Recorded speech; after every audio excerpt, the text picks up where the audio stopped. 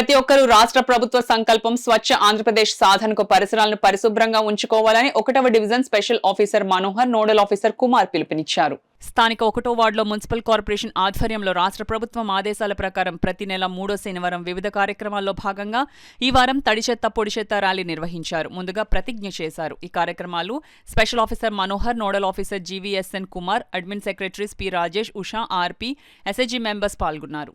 పాటిస్తూ ప్రతి నెల ఒక కొత్త థీమ్తో ప్రతి 3వ శనివారం కూడా వివిధ కార్యక్రమాలు వివిధ డిపార్ట్మెంట్లు అదేవిధంగా ప్రజల సహకారంతో కార్యక్రమాలు నిర్వహించమని ఆదేశాలు ఇవ్వడం జరిగింది. దానికి అనుగుణంగా గత నెల 3వ శనివారం కూడా వివిధ స్వచ్ఛ శ్రమదాన కార్యక్రమాలు అనేది చేయడం జరిగింది. ఈ వారం వచ్చేసి ఈ శనివారం వచ్చేసి ముఖ్యంగా మనకి థీమ్ వచ్చేసి సోర్స్ సెగ్రిగేషన్, అనగా తడి చెత్త, పొడి చెత్త, హానికారక చెత్తలు వేరు చేయడం. దానికి సంబంధించి ఈరోజు మేము ఆల్రెడీ ఇంటింటికి తిరిగి తడి చెత్త, పొడి చెత్త ఎలా వేరు చేయాలో మా పారిశుద్ధ్య కార్మికుల సహాయంతో ప్రజలకు వివరించడం జరిగింది.